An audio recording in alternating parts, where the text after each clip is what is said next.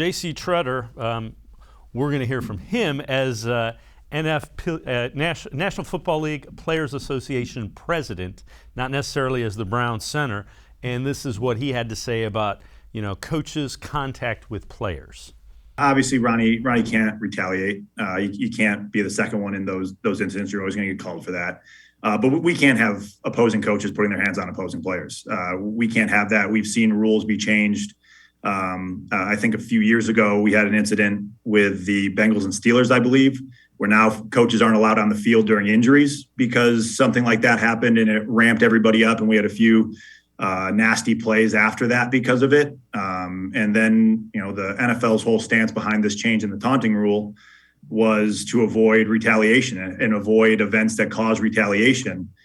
So I would expect that the coach gets held to the same standard, if not a higher standard than Ronnie, being the first one in there and being a coach putting his hands on an opposing player. I don't think there's any room for that in this league.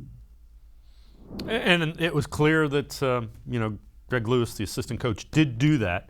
And again, it hurt the Browns. It hurt the Browns more than it hurt the Chiefs.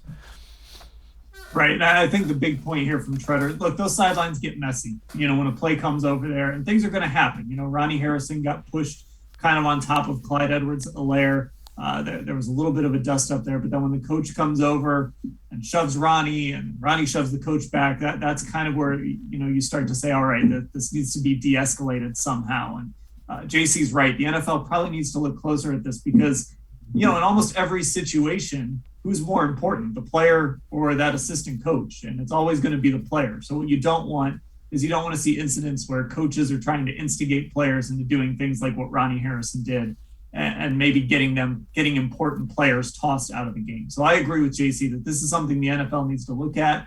And I also think, handing down a suspension here for Greg Lewis for a game or 2 games, I don't think would be over the top. I would agree, and the NFL has said they are going to fully investigate that. So we'll keep our eyes peeled for that.